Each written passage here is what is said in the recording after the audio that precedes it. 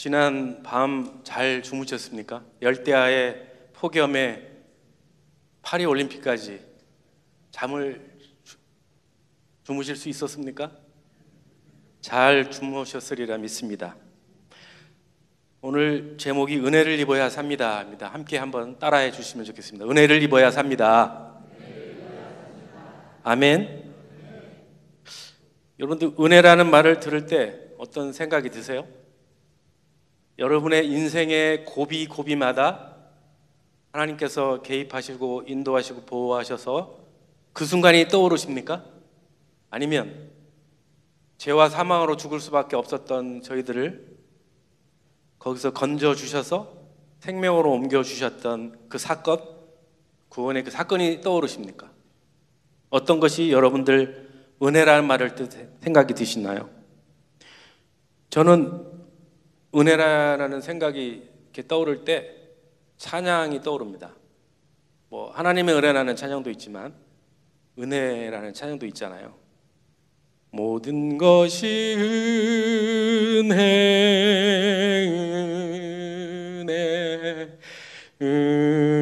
은혜 한없는 은혜 내 삶에 당연한 것 하나도 없었던 것을 모든 것이 은혜였소. 이 찬양이 떠오릅니다. 오늘 설교 끝. 사실 이 찬양 가사에 이미 아마 은혜라는 전체적인 흐름의 내용이 다 들어있는 줄로 믿습니다. 원래 은혜라는 말이 라틴어로는 카리타스, 헬라어로는 카리스입니다. 영어의 카리스마가 여기서 이제 파생이 됐는데 사랑, 호의, 뭐 긍휼, 선물 이런 뜻이 있습니다. 히브리어로는 하나님인데 불쌍히 여기다 아랫사람에게 호의를 베풀다라는 뜻이 있습니다. 그러니까 은혜라는 말은 하나님의 사랑, 은총, 긍휼 이런 뜻이 있습니다. 근데 성경에는 은혜라는 말이 참 많아요. 그죠? 상당히 많이 나와 있어요. 그런데 저는 오늘 많은 표현 중에 뭐 은혜를 받다, 은혜를 입다, 은혜를 얻다, 또 은혜를 더하다, 은혜를 베풀다 뭐 이런 표현들이 많이 있습니다.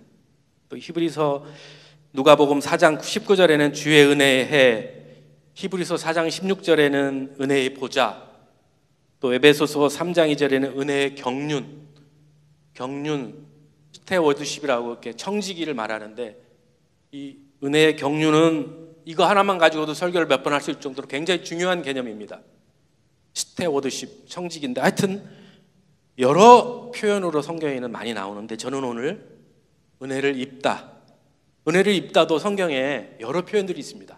노아도 있지만 사라, 또 모세, 요셉, 뭐 에스더, 마리아 등 여러 사람에게 은혜를 입다라는 표현을 썼습니다. 그런데 그 중에서도 오늘 저는 구약에서는 노아에게 하나님이 은혜를 입다 무슨 의미가 있는지, 그리고 노아는 어떻게 해서 그 은혜를 입어서 그 속에서 구원의 방주를 만드는 그 귀중한 일을 하나님이 노아에게 맡겼는지, 그가 어떻게 살아서 그렇게 됐는지, 그리고 마리아에게 하나님께서 은혜를 입혔는데 마리아에게 은혜를 입다는 것은 무슨 의미가 있는지, 그리고 마리아는 어떻게 해서 인류를 구원하는 예수 그리스도가 왜 마리아를 통해서 탄생을 하게 됐는지, 마리아가 어떻게 살아서 그렇게 됐는지, 그것을 오늘 함께 여러분들하고 나누게 되길 원합니다. 먼저 창세기 6장에 보면 노아는 여호와께 은혜를 입었더라. 무슨 의미라고 생각하십니까? 성경에 노아는 여호와께 은혜를 입었더라 그랬습니다. 무슨 의미라고 보십니까? 영어 성경으로 보면 좀 더 쉽습니다. Noah found favor in the eyes of the Lord. 노아는 주님의 눈 속에서 하나님의 사랑을 보았습니다. 발견했습니다. 노아가 하나님께 은혜를 입었는데 영어 성경으로는 하나님의 눈 속에 하나님의 사랑을 발견했습니다. 이 뜻을, 의미를 이해하려면 당시 배경을 조금 이해하면 좀 더 이해할 수가 쉽습니다. 창세기 1장 26절에 보면 하나님의 형상으로 우리가 사람을 짓자 아래서 사람을 창조했습니다.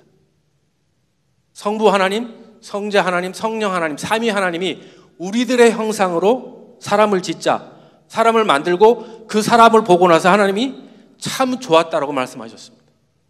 그런데 그 하나님께서 오늘 창세기 6장에는 그 사람을 지으신 것을 한탄하셨다고 그랬습니다. 하나님께서 자신이 만들으셨는데 다시 오늘 한탄하셔서 그렇습니다. 하나님이 왜 자기에게 창조하신 사람들을 좋았다고 그러셨던 그 사람들을 왜 한탄하셨을까요? 그 이유가 6장 오늘 5절에 나와 있습니다. 사람들이 마음으로 생각하는 모든 계획이 항상 악함을 아시고, 한마디로 사람들이 하는 일마다, 생각하는 일마다 다 악하다는 겁니다. 죄악이 이미 노아 시대의 세상에 이미 만연되어 있다는 사실입니다. 여기서 생각하는 모든 계획이 항상 악하다는 원어적인 뜻은 뭐라고 해야 되나요? 좀 우발적인 게 아니고 계획적이고 의도적이었다는 뜻입니다. 그러니까 당시 시대에서 사람들의 생각이 항상 생각하는 것이 악을 행하는데 그 악을 행하는 일들이 우연찮게 그냥 한 번 이렇게 죄를 범한 게 아니고 계획적으로, 의도적으로 졌다는 겁니다. 대표적인 사건을 한번 제가 예를 들어 보겠습니다. 여기 지금 6장 전에 보면 4장에 보면 가인과 아벨이 나옵니다. 자, 여러분, 아담과 하와가 가인과 아벨을 낳았습니다. 그래서 가인이 아벨을 죽이는 살인사건이 있습니다. 가인이 아벨을 죽인 살인사건이 우발적인 살인사건입니까? 계획적인 살인사건입니까? 여러분이 우발적이라는 거 한번 손 들어보십시오. 우발적인 이 사건이다. 없으십니까? 계획적인 살인사건이다. 예, 계획이 더 많으시네요. 창세기 4장 8절에 보면 가인이 아벨에게 이렇게 말합니다. 자, 우리 들판으로 나가자. 필드로 나가자. 필드로 나가서 미리 계획을 했습니다. 어디서 죽일지 미리 가인은 아벨을 죽일 계획을 하고 필드로 데리고 나갑니다. 그래서 거기서 살인을 합니다. 이미 계획적으로, 의도적으로 가인은 아벨을 죽일 생각을 했습니다. 이게 당시의 시대에서 상황입니다. 그런데 여러분, 가인이 아벨을 왜 죽였습니까? 왜? 가인은 농사 짓는 농사꾼이고요, 아벨은 양치는 사람이었습니다. 성경 4장에 보면 가인은 동생 아벨에게 들판에 가서 죽였는데 동생이 필요로 하는 것, 동생이 가져야 할 것들을 처음엔 주다가 서서히 주다가 점점 주지 않기 시작합니다. 그래서 자기가 더 많이 갖기 위해서, 더 많이 소유하기 위해서 동생 것을 점점 줄이기 시작합니다. 나중에 주지 않게 됩니다. 가인의 뜻이 소유입니다. 소유. 아벨의 뜻은 nothing, 무소유입니다. 가인은 자기 것을 더 많이 갖기 위해서, 더 소유하기 위해서 아벨을 살인했습니다. 이것이 노아 시대의 상황입니다. 오늘 우리의 시대하고 사실 별로 차이 나는 것도 없죠. 하나님께서 사람을 지으신 것을 한탄하신 이유 첫 번째 사건이 가인과 아벨의 대표적이었는데, 또 하나 하나님이 인간들을 그렇게 아름답게 좋게 만드시고 나서 다시 한탄하신 이유를 두 번째로 보여줄 수 있는 것이 오늘 본문입니다. 6장 1절부터 7절입니다. 거기 보면, 오늘 본문에 보면 네피림, 용사, 이런 말들이 나와 있습니다. 네피림 용사는 싸움꾼이라는 뜻입니다. 힘을 가지고 폭력으로 사람들을 짓밟고 빼앗는 것이 일상이 되어버렸습니다. 더 많은 것을 갖기 위해서 이 네피림 용사들이 힘을 가지고, 자신들이 갖고 있는 힘을 가지고 사람들 것을 뺏고 착취하기 시작합니다. 처음엔 그냥 나눠주다가 점점 자기 소유를 더 많이 갖기 시작합니다. 심지어 자기 아내가 있는데도 불구하고 아름다운 여자가 있으면 자기 아내로 뺏거나 자기 아내를 삼습니다. 그러다 보니 세상이 타락하고 음란하게 되는 그런 당시의 시대적 상황이었습니다. 근데 이 싸움꾼들은 자신들이 빼앗은 것을, 자신들이 그동안에 소유하고 많이 가졌던 것을, 이것을 어디다 보존을 해야 되잖아요. 어디다가 지켜야 되잖아요. 그래서 큰 창고를 졌습니다. 또 그 창고에 있는 것들을 다 지키기 위해서 큰 성벽이 필요했겠지요. 그래서 도시국가를 건설했습니다. 도시국가를 건설하다 보니까 다른 도시하고 물물 교환도 해야 되고 다시 다른 도시들하고 무역을 해야 되니까 무역을 하다 보려니까 하루에 다 일이 못 끝내면 잠을 자야 되잖아요. 그래서 숙박이 필요했습니다. 그래서 여관이 생겼습니다. 여관이 생기니 거기서 음식을 먹어야 되잖아요. 그러니까 식당이 생겼습니다. 식당이 있으니 음식을 먹다 보면 즐거움이 있어야 돼요. 그래서 음악이 생겼습니다. 음악이 있으니 여자가 필요했습니다. 그러니까 당시 시대적으로 사람들이 더 많은 것을 소유하고 더 많은 것을 갖기 위해서 이렇게 점점 자기 성을 쌓기 시작하고 자기 것을 더 많이 갖게 되고 다른 사람들을 빼앗고, 그러다 보니 이 세상이 당시의 노아 시대의 시대적 상황이 점점 악해져 가고 사람들이 생각하는 것마다 악하다고, 그것이 아주 계획적이고 의도적으로 라고 그렇게 성경은 오늘 창세기 6장 1절부터 7장까지 그렇게 설명하고 있습니다. 그런데 하나님이 아벨이 죽고 나서 아담과 하와에게 또 다른 아들 하나를 주십니다. 그 이름이 셋입니다. 대신이라는 뜻입니다. 성경에는 이 셋이라는 아들 때 비로소 하나님의 이름을 불렀다고 그랬습니다. 셋은 그러니까 영적인 사람이었습니다. 그래도 영적으로 살려고 했던 사람입니다. 당시 노아 시대의 시대적 상황이 이렇다 할지라도 하나님 다시 주신 아들 셋은 하나님의 이름을 부르고 하나님께 찬양을 하며 그나마 영적으로 살려고 했던 사람이 셋이었습니다. 그런데 시간이 갈수록 셋의 후손들조차 사람들이 마음으로 생각하는 모든 계획이 악해가기 시작했습니다. 시간이 지나서 얼마나 당시 사람들이 타락했고 음란하게 살았는지를 보여주는 것이 6장 3절에 나와 있습니다. 당시 사람들은 육신이 되었다라고 했습니다. 하나님은 분명히 사람들을 영적인 존재로 하나님의 형상으로 하나님이 창조하셨다고 그랬는데 사람들은 눈에 보이는 대로, 화려한 대로 자신들이 더 많이 더 많은 것을 소유하고 갖기 위해서 화려하고 육체적인 욕망만을 따라서 사는 사람들이었습니다. 이런 시대적 상황에서 노아는 달랐습니다. 노아는 이런 상황 가운데서도 하나님께 은혜를 입었더라. 오늘 창세기 6장 읽어드린 본문에 보면 노아는 하나님께 은혜를 입었는데 그 앞에 접속 부사가 하나 있죠. 그러나 다른 사람들은 다 화려하게 눈에 보이는 대로 자기 것을 더 많이 갖기 위해 살았지만 그러나 노아는 하나님께 은혜를 입었더라. 노아는 하나님께 은혜를 입고 보니 하나님 눈 속에 있는 하나님이 그래도 이 한탄에서 사람들을 물로 모두 쓸어버리겠다, 멸망시키겠다라고 하는 이 하나님의 생각, 그렇게 말씀하셨지만 그 하나님의 눈동에서 하나님의 눈 속에서 그래도 사람들을 사랑하셔서 그래도 그들을 구원해서 구원의 방주를 통해서 사람들을 다시 구원하시겠다는 그 사랑, 노아는 그 사랑을 하나님의 눈 속에서 발견했습니다. 은혜를 입고 나니 그 사랑을 발견할 수 있었습니다. 사랑하는 성도 여러분, 오늘 노아처럼 은혜를 입게 되시기를 주님의 이름으로 축원합니다. 은혜를 입게 되면 여러분의 가정과 여러분의 일터에서 하나님의 눈 속에 하나님이 여러분들을 구원하시길 원하는 그 사랑을 발견할 수 있습니다. 누가복음 1장 30절 마리아 이야기로 한번 들어가 보겠습니다.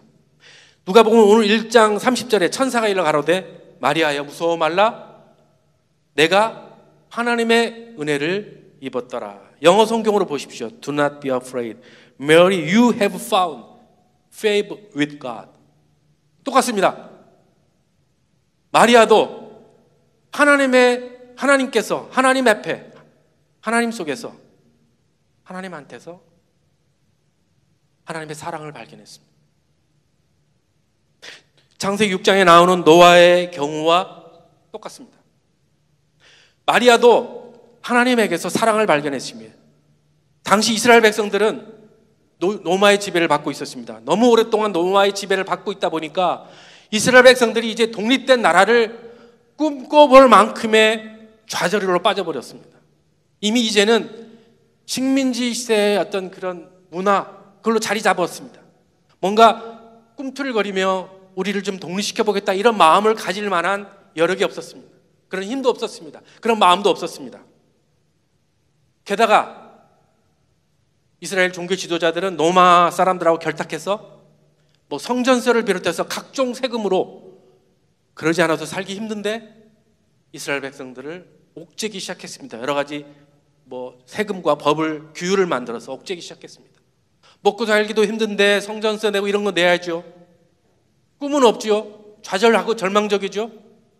그런데 옛날에는 이렇게 힘들면 하나님께 기도했잖아요. 하나님, 우리 좀 불쌍히 여기셔서 우리를 구원해 주세요. 그러면 하나님이 선지자를 보내서 이스라엘을 구원하시고 하셨잖아요. 그런데 너무나 오랫동안 지금은 선지자도 이제 나타나지 않았어요. 에레미야 선지자가 지나고 나서 더 이상 하나님이 보내신 선지자도 없었습니다. 절망적인 상황이었죠. 이때 하나님이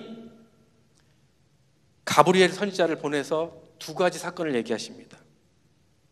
하나는 당시 제사장 직분을 맡고 있었던 사가랴야, 그 아내 엘리사벳에게 나타내서 너네들이 자식이 없는데 자식을 하나 주겠다. 그 이름을 요한이라고 부르라.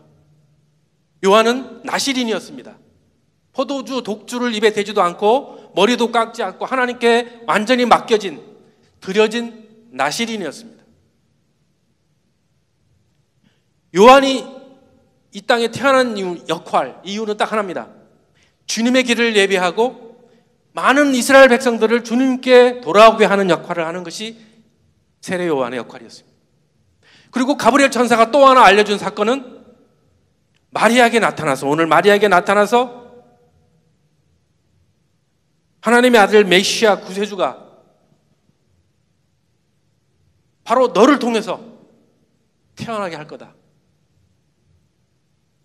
기가 막힌 예시죠. 아니, 인류를 구원한 하나님의 아들 예수 그리스도 메시아를 내 몸을 통해서 태어난다고요? 비록 나는 내 약혼녀 요셉하고 약혼은 했지만 한 번도 잠자리를 하지 않은 처녀인데 어떻게 내 몸에서 아기가 태어난다고요? 그것도 세상을 구원할 메시아 그리스도가 내 몸을 통해 태어난다고요? 말도 안 되는 소리였습니다. 기가 막힌 소리였습니다. 있을 수도 없는 일이었습니다. 만일에 처녀가 당시 아이를 낳으면 죽임을 당하는 그런 일인데 어떻게 나에게 이런 일이 엄중한 상황인데 마리아는 누가복음 1장 38절에 천사의 그 이야기를 듣고 뭐라고 대답하는지 누가복음 1장 38절에 이렇게 말합니다. 주의 종이니 말씀대로 내게 이루어지이다. 아니, 어떻게 주의 종이 오니 말씀대로 내게 이루어지다 이렇게 어떻게 말할 수 있습니까? 마리아는 이윽고 도저히 이 천사가 들려준 말을 어떻게 가만히 있을 수 없어서 자기 친척 엘리사벳 집을 방문합니다. 엘리사벳 집을 방문하니 엘리사벳이 마리아가 오는 것을 보고 마리아에게 이렇게 말합니다. 여자 중에 내가 복이 있으며 내 태중에 있는 아기가 복이 있도다라고 예언을 합니다. 그 예언을 듣고 마리아가 찬양을 합니다. 마리아의 찬송이 유명한데 마리아가 거기서 찬송가를 부릅니다. 하나님을 찬양합니다. 이 찬양은 구약에 있는 시편 34편이나 104편을 근거로 해서 만든 찬양, 하나님의 거룩함과 하나님의 찬양, 높이심을 드러내는 찬양의 내용입니다. 아니, 이 엄중한 상황에서 마리아는 어떻게 그 찬양을 할 수가 있었고 주의 종이니 말씀대로 내게 이루어지다라고 말할 수 있었습니까? 마리아는 하나님의 말씀을 평소에 항상 묵상하고 가까이 하는 여인이었습니다. 하나님의 말씀을, 특히 구약성경 이사야와 시편 말씀을 늘 묵상하고 암송했던 여자입니다. 그리고 말씀대로 살려고 노력했던 여자입니다. 그리고 매일매일 말씀을 묵상하며 살았던 여자. 천사가 이 이야기를 자기에게 들려줬을 때 말도 안 되고 기가 막힌 얘기지만 자기가 평소에 암송하고 구약성경을 읽었던 말씀과 천사가 자기에게 지금 들려주는 말씀, 한 아기가 태어나는데 한 여인에게서 태어나겠다고 하는 이 구약성경의 말씀이 천사의 말씀과 딱 맞아 떨어진 것을 느꼈습니다. 알았습니다. 그래서 주의 종이니 말씀대로 내게 이루어지이다 라고 마리아는 고백할 수 있었습니다. 말할 수 있었습니다. 뿐만 아니라 마리아는 하나님 앞에 그 찬양을 드릴 수 있습니다. 마리아의 찬송을 불러 수 있었습니다. 30절로 다시 돌아가 보시죠. 천사가 말합니다. 내가 하나님의 은혜를 입었느니라. 하나님의 은혜를 입고 보니 하나님의 눈 속에 하나님의 사랑, 그래도 이 시대적 상황이 다 이렇더라도 다들 절망하고 아무것도 할 수 없이 그렇게 사는 사람들이라 할지라도 그래도 여전히 하나님은 우리를 사랑하셔서 자신의 형상으로 아무 죄가 없는 모든 인간들을 죄를 졌기 때문에 그래도 구세주를 보내려면 죄가 없는 하나님의 아들 예수 그리스도를 이 땅에 보내주셔서 그를 통해 구원의 사명을 하시기 위해서, 사람들을 인류를 구원하시기 위해서 하나님이 그렇게 우리를 사랑하시는구나, 여러분 한 분 한 분들을 사랑하시는구나. 마리아 요셉은 그 눈 속에서 그 사랑을 발견했습니다. 사랑하는 성도 여러분, 마리아 요셉처럼 주님께 은혜를 받는, 은혜를 입는 여러분 되기를 축원합니다. 그렇다면 그 많고 많은 사람들 중에 왜 마리아와 요셉을 하나님이 인류 구원의 사명으로 쓰셨습니까? 왜 노아의 방주를 통해서 사람들을 구원하는 사건을 왜 노아를 통해서 그 일을 맡겼겠습니까? 그들이 어떻게 살았길래요? 창세기 6장 9절에 보면 그 답이 나와 있습니다. 노아는 의인이요 완전한 자요 하나님과 동행하는 사람이라고 소개하고 있습니다. 의인이라는 말은 노아가 아무 흠이 없고 깨끗하고 완벽한 사람이라는 뜻이 아닙니다. 노아는 그나마 경건하고 정직하게 살려고 노력했던 사람입니다. 마치 이런 겁니다. 하나님, 제가 오늘도 범죄했습니다. 아까 우리 권사님 기도해 주신 것처럼 제가 하나님 말씀대로 오늘도 살려고 했는데 다른 사람 시기하지 않고 다른 사람 욕하지 않고 오늘 살려고 했는데 그렇게 되지 않았어요. 오늘도 내가 꼭 범죄를 했어요. 또 저 사람을 비난하는 말을 했고요. 제가 오늘도 또 다른 사람을 욕된 일도 했고요. 제가 하나님 말씀대로 살려고 했는데 오늘 그렇게 다 못 살았어요. 주님 용서해 주세요. 잘못했습니다. 저를 좀 불쌍히 여겨주세요. 좀 내일은 그렇게 안 살게 좀 도와주십시오. 노아는 그나마 좀 하나님 앞에 정직하게 살려고 하나님 말씀대로 살아보려고 노력하다 또 죄를 범하고 또 하나님 앞에 회개하며 그렇게 살았던 사람, 그렇게 정직하게 살아보려고 노력했던 사람입니다. 그런 노아를 보고 하나님이 의롭다라고 말씀하셨습니다. 또 하나님 완전한 자라고 말했습니다. 완전한 자는 노아가 진짜 완벽한 사람이라는 뜻이 아닙니다. 영어 성경으로는 blameless였습니다. 다른 사람들로부터 비난받지 않게 살았다는 뜻입니다. 이 당시 노아 시대의 당시에 다른 사람들로부터 비난받지 않고 사는 게 쉬운 일이 아닙니다. 다 모든 사람들이 뭔가 조금이라도 움켜쥐고 더 많이 가지려고 하고 더 많이 부를 축적하고 그래서 다른 사람들 걸 빼앗으며 다른 사람을 속이며 그렇게 해서 더 많은 것을 가지려고 하는 사람들의 삶 속에서 다른 사람으로부터 비난받지 않고 내 것을 나누어주고 또 어려운 사람들에게 더 나누어주고 내 것을 희생하며 사는 것이 쉬운 일이 않았는데, 노아는 비록 자기도 어렵지만 자기 것을 다른 사람들에게 나눠주고 희생하는 삶을 살았습니다. 그런 노아를 보고 하나님이 완전한 사람이라고 불러주셨습니다. 또 노아는 하나님과 동행하는 사람이었습니다. 하나님과 동행하는 삶이 쉽지 않습니다. 성령으로 민감하지 않으면, 영적으로 민감하지 않으면 하나님과 동행하는 삶을 쉽지 않습니다. 하나님과 함께 걷고 하나님의 뜻대로 사는 게 쉽지 않습니다. 노아는 하나님과 동행하며 살았다고 그랬습니다. 하나님의 말씀과 뜻에 따라 살았습니다. 그렇게 살려고 아주 노력했던 사람입니다. 하나님 뜻대로 살려면 하나님의 음성에 민감해야 합니다. 우리의 심령이 성령으로 가득하지 않으면 하나님의 뜻대로 살기가 어렵습니다. 노아는 하나님의 영으로 인도함을 받아 하나님과 동행하며 살았다고 말했습니다. 이렇게 노아는 당시에 다른 사람과는 다르게 살았습니다. 비록 하나님 나라의 백성으로 거룩해서 하는 것이 쉽지는 않지만 노아는 하나님 말씀대로 살려고, 정직하게 살려고 힘썼던 사람입니다. 사람들로부터 손가락질 당하지 않게 살려고 노력했던 사람입니다.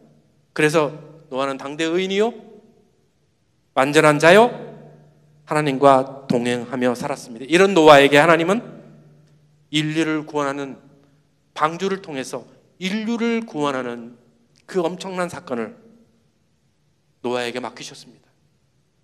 그런 노아는 하나님께 은혜를 입어 하나님 눈에서 인류를 구원하시겠다는 하나님의 사랑을 발견할 수 있었습니다.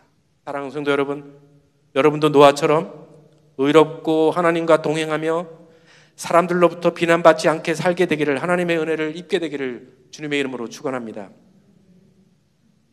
마리아와 요셉은 어땠습니까? 당시 요셉은 가난한 목수였습니다. 마리아와 요셉은 나사렛 사람이었습니다. 마태복음 2장 23절에 보면 나사렛이라는 동네에 와서 사니 이는 선지자로 하신 말씀에 나사렛 사람이라 칭하리라 하심을 이루러 하심이라 라고 나와 있습니다. 신약성경에는 나사렛이라는 명칭이 나오는데 구약성경에는 나사렛이라는 명칭이 없습니다.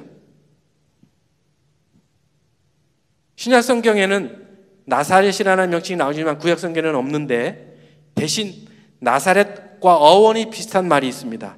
나시린입니다. 나시린은 히브리어로 나조라이였습니다. 나자르라는 동사에서 나시린이 유래되었습니다. 나시린은 민수기 6장 1절 이하에 등장합니다. 나시린은 포도주와 독주를 입에 대지 않고 하나님께 거룩하게 드려진 사람들입니다. 나시린의 대표적인 사람이 삼손, 사무엘, 세례 요한입니다. 이 나시린이 구약 성경에는 딱 한 번 민수기 6장에 나오는데 이 나시린하고 똑같은 사람들이, 똑같이 사는 사람들이 구약 성경에 나오는데 바로 그 사람들이 레갑 사람들입니다. 예레미야 35장 6절 이하에 보면 레갑 사람들에 대해서 이렇게 나옵니다. 포도주를 마시지 않고 자신들을 하나님 앞에 거룩하게 드린 자, 그리고 자기 자신의 집을 짓지 않고 장막에 살던 사람들입니다. 이 레갑 사람들은 철저한 사람들입니다. 자기 소신을 굽히지 않는 사람들입니다. 이 레갑 사람들이 나시린이고 이 사람들이 나사렛 사람들이라고 학자들은 보고 있습니다. 이 레갑 사람들은 건축 기술자들입니다. 이 레갑 사람들을 이해하기 위해서는 이스라엘 역사를 잠깐 살펴볼 필요가 있는데요. 여러분이 알다시피 이스라엘이 북이스라엘과 남유다로 나뉘어졌잖아요. 북이스라엘의 왕이 예후 왕이었습니다. 그래서 이 레갑 사람들이 북이스라엘 왕 예후와 손을 잡고 지금 이제 나눠진 나라를 하나로 통일 조국을 만들기 위해서 레갑 사람들이 손을 잡습니다. 이 예후 왕하고. 그런데 예후 왕이 원래 약속대로 하지 않고 금송아지를 섬기는 일을 끝까지 고수했습니다. 그래서 할 수 없이 결국은 수포로 돌아갔습니다. 그 하나로 조국을 통일하겠다는 뜻이 수포로 돌아갔습니다. 에레미야 35장 11절에 보면 이 네갑 사람들은 바벨론의 느부갓네살 왕이 이제 출병 명령을 내렸을 때 그 출병 명령을 대기하기 위해서 예루살렘에 모여 살았습니다. 이 사람들이. 그런데 예루살렘엔 당시 물이 별로 없어서 포도주를 마셔도 됐습니다. 그래서 예레미야 선지자가 포도주를 마시라라고 그렇게 명령을 내렸습니다. 그런데도 이 네갑 사람들은 우리들은 절대로 포도주를 마시지 않겠습니다. 물이 없는데도. 왜요? 자신의 선조 요나답이라는 선조하고 지킨 약속이 있습니다. 우리는 끝까지 소신을 지키겠습니다. 죽을지언정 포도주 안 마시겠습니다. 꿋꿋한 사람들입니다. 소신을 지키는 사람들입니다. BC 596년에 바벨론이 예루살렘 성전과 남유다가 멸망하죠. 그리고 이스라엘의 많은 왕과 지도자들을 바벨론 포로로 데려갑니다. 그때 레갑 사람들도 이 포로로 같이 잡혀갑니다. 그래서 바벨론에 가서 이 레갑 사람들이 한 일이 뭐냐면 바벨론의 왕궁을 재건하고 신궁을 건축하고 또 그 정원들을 가꾸는 일, 건축 기술자들이니까 그런 일을 바벨론에서 했습니다. 나중에 스룹바벨을 중심으로 다시 이 바벨론의 포로로 잡혀갔던 사람들이 예루살렘 성전으로 다시 귀환의 명령을 받고 귀환합니다. 그때 이 레갑 사람들도 다시 귀환을 합니다. 귀환을 와서 예루살렘에서 하는 역할이 예루살렘 성전, 무너진 성전을 재건하는 일이었습니다. 그래서 그때 예루살렘을 재건을 하는데 매일매일 예루살렘 성전에서 예배를 드렸습니다. 제사를 드렸습니다. 그동안 하나님의 성전에서 제대로 예배를 못 드렸는데, 제사를 못 드렸는데 이제 예루살렘 성전에서 예배를 드릴 수 있으니 매일매일 예배를 드렸습니다. 성전 중심의 생활을 계속해서 하나님 중심의 생활을 이 네갑 사람들이 했습니다. 그런데 바벨론이 멸망하고 나서 그 다음에 메데, 바사, 그 다음에 헬라가 이스라엘을 지배했습니다. 헬라의 통치자인 안티오쿠스 에피파네스는 아주 잔인하기로 유명한 왕입니다. 이 사람이 왕이 되고 나서 이스라엘을 통치하면서 이스라엘 백성들이 예루살렘 성전에서 제사 드리고 예배 드리는 것을 못하도록 금지했습니다. 그리고 할례도 못하도록 금지했습니다.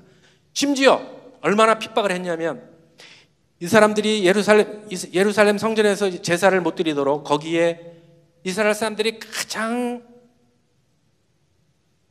정말로 제일 싫어하는 것, 돼지 피를 뿌려버렸습니다. 가장 더럽다라고 이스라엘 백성들이 생각하는 것을 이 왕이 예루살렘 성전에 돼지 피를 뿌리니 그렇게 심하게 핍박했습니다. 이 핍박을 견디다 못해 핍박을 피해서 북쪽으로 이동해서 레갑 사람들이 살던 곳이 나사렛이었습니다. 그런데 당시 레갑 사람들은 예루살렘으로 귀환하고 나서 성전을 재건하는 임무가 주어졌지만 이미 예루살렘은 많은 집들이 다 무너졌습니다. 그래서 많이 피폐해졌습니다. 집을 새로 줘야 했습니다. 예루살렘 주변도 마찬가지입니다. 그러니까 레갑 사람들은 건축 기술자들이니까 자기 집을 짓는 것뿐만 아니라 무너진 여러 집들이 많으니 그 집들을 지어주고 돈을 벌 수 있었습니다. 실제로 많은 사람들이 건축 기술자들이 집을 지어주고 돈을 많이 벌기 시작했습니다. 레갑 사람들도 그렇게 할 수 있었습니다. 그런데 레갑 사람들은 그렇게 하지 않았습니다. 자신들의 신앙의 꿋꿋함을 지키기 위해서 자신들은 예루살렘 성전이 다시 먼저 재건되기까지는 우리 집도 안 갖고 돈을 벌기 위해서 사람들의 집을 짓는 것도 하지 않겠다라고 선언한 사람들입니다. 신앙의 절기를 지키는 사람들입니다. 꿋꿋한 사람들입니다.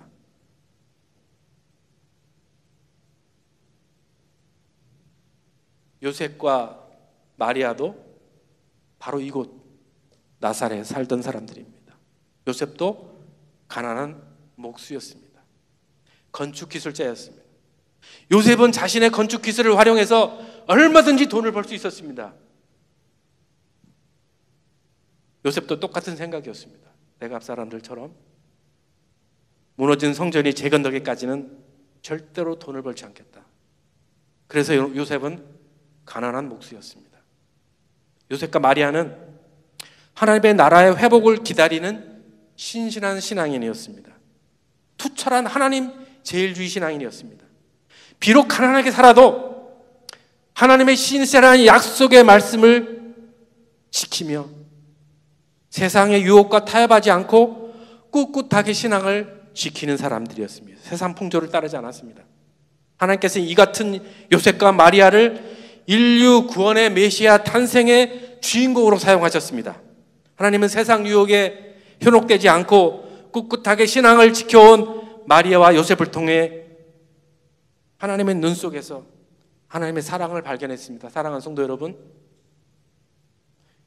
요셉과 마리아처럼 세상 유혹에 현혹되지 않고 꿋꿋하게 신앙의 절개를 지키며 사는 여러분 되기를 주님의 이름으로 축원합니다. 제가 좋아하는 골프 선수가 하나 있습니다. 최경주 선수입니다.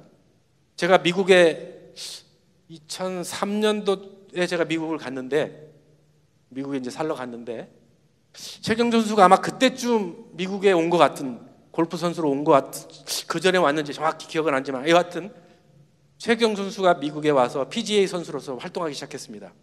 근데 최경주 선수 그 폼은 참 뭐 골프 선수로서는 영 폼은 아니잖아요, 그죠? 그런데 그 당시 우승을 참 많이 했습니다. 메이저뿐만 아니라 여러 가지 우승을 참 많이 했습니다. 잘 나가는 선수였습니다. 그가 인터뷰를 했습니다. 그때 자기가 미국의 PGA 선수로 오게 된 여러 이유 중에 있는데 그 중에 하나가 타이거 우즈를 전도하겠다고 그랬습니다. 그래서 PGA에 왔다고 그랬습니다. 실제로 그가 그 여러 우승을 하다 보니 이제 타이거 우즈와 같이 동반 라우딩을 많이 했습니다. 그래서 타이거 우즈를 전도하기 위해서 많은 노력을 했습니다.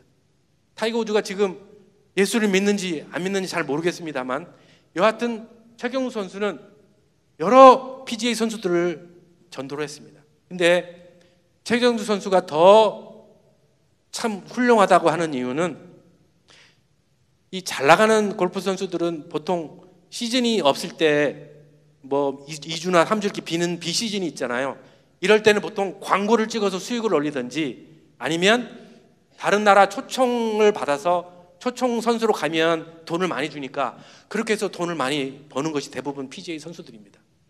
최경수 선수도 잘 나가는 시즌이었기 때문에 우승을 많이 했기 때문에 얼마든지 돈을 벌어서 그렇게 초청 선수나 광고 수익을 많이 낼 수 있었습니다. 그런데 최경수 선수는 그 비시즌에 한 주나 두 주 시간이 비면 달라스에 살았습니다. 최경수 선수가 가족이 다니던 교회가 있습니다. 달라스의 감리교회인데 그 자기가 살던 집 그 주변에 교회도 있고 이제 골프장이 같이 껴 있습니다. 최경수 선수가 비시즌에 한 주나 두 주에 거기에 그 교회랑 함께 같이 원포인트 레슨을 해줍니다. 교회가 광고를 합니다. 자, 최경수 선수가 여러분들을 위해서 원포인트 레슨을 합니다. 광고를 냈습니다. 그리고 원포인트 레슨을 받기 위해서 많은 사람들이 줄을 섰습니다. 그래서 한 사람씩 최경수 선수가 그들에게 원포인트 레슨을 하고 그들을 예수 그리스도를 소개합니다. 그렇게 해서 최경수 선수가 그 교회에 전도한 사람이 수백 명에 달합니다. 보통 다른 선수 같으면 시간은 아니면 돈을 벌고 더 많이 갖기 위해서 돈을 버는데 최경수 선수는 세상 유혹을 따르지 않았습니다.